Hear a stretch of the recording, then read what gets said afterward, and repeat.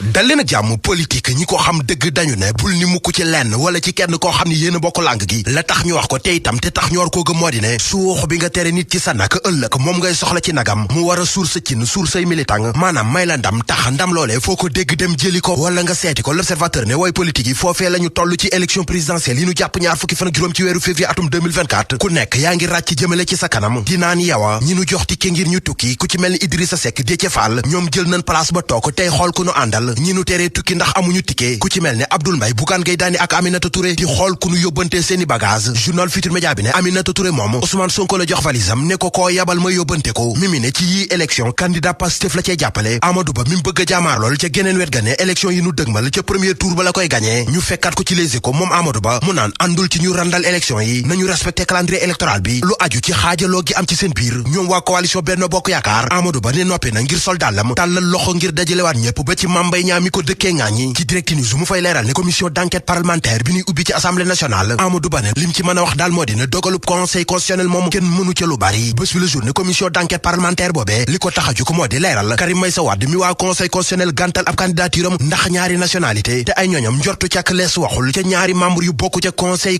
constitutionnel Anta Babacar Ngom moom ne ànd na ca ndax naka faw mbir mi leer taas di Thierno Alassane Sall mi sooki coow li jàpp ne lépp dil la boo xam ne Macky Sall Amadou Ba ak Karim Meïssa Wade ñoo nekk ca gannaaw Tribune ne PDS daal am nañ lañu bëggoon muy ñu taxawal ab commission d'enquête parlementaire journal L'As ne waaye nag am nay limite source aané ay fay magum limite moo ca am ab xeltukat moo leen xamal ne fi gaañi jaare moo baaxul Walf Quotidien liñ jublu ci lii daal moo leen jaaxal journal L'Info ne moo taxit ba Macky Sall ak PDS dañ cay bëgg a weet ndax fi mu toll ñëpp riirandoo dinaan leen ak lu mën di am élection présidentielle yi fan ko jàpp bu ko kenn taxal élection yooyee Bassirou Diomaye Faye candidat la ca waaye moo nga ca kaso ba Sud Quotidien di laaj naka lan nar a def ak moom ci campagne bi nu jëm enquête mel ni ko naan ko Ousmane Sonko moo leen koy tracel yéenekaay bi gannaaw enquête bi mu ci def ci la xam ne ni Ousmane Sonko vidéo yi muy fesal mu nga ko defoon ca weeru juillet laataa ñu koy jàpp waaye journal bi samp laaj ñi yii vidéo ndax mënu la andi jafe-jafe ci tànneefam ak militant ab enseignante ne leen bi mu njëkk a def moom dal na jàll na te itam ay militant dégg nañ ko li ñuy dégg ci réew mi moo di yoon tëddewul njaaxaanaay grand place ne ñooñee di dal ci kaw yoon ak magistrat yi premier président cour d'appel bu Ndakaaru bàyyi lu leen dara ci le quotidien Amady Diouf ne ñàkk worma ci ñi yore yoon ci sam réew bokk na ci liy daaneel banqaas bu rëy ci démocratie montée en puissance ci sapeur pompier yi le soleil national noonee la ko bind ci aw xatam journal bi ne njiitu réew mi di président Macky Sall démb dalloon juróomi téeméer ak fukk ak juróomi otoy sapeur pompier sous-préfet bu Yamoussoukro nekk na sapeur pompier ci diggante Sénégal ak Côte d'Ivoire surtout aane nee na leen nañu ànd ak daal te xam ne ñaari réew yi ñoo bokk ndey ak baay lii football képp la l'observateur ne dëgg-dëgg nag la gaynde yi def ca Yamoussoukro mën naa tiital ku nekk les économies fi mu toll kay kenn ëppul problème Aliou Cissé ma leen di tàggat ndax nag ca góol ya défense ya milieu terrain ba ca attaquant ya ñëppay dox waaye nag Pape Gueye mi entraîné wul démb inquiété na stade yéene kaay ne ndax Côte d'Ivoire gi mën nañoo tiital gaynde équipe nationale bu Sénégal record ne lu ci mën di am daal Sénégal Côte d'Ivoire ci huitième de finale yi altine lay doon tëggum dëndëkum semmiñ lay doon neex benn naqari benn gagné wala toog amul c'est-à-dire journal bi yokku ci ne ci milieu de terrain bi itam ñi ngi fay xaar Pape Gueye Pape Matar Sarr ak Lamine Camara Abdou Mbaye mooy ki rayoon ab xaritam ca Sogas l'observateur ne bokk na ca la mu wax enquête kat ya moo di ne paaka bi mu ko rendee ñaari yoon la ko dawal ci baat bi mu sedd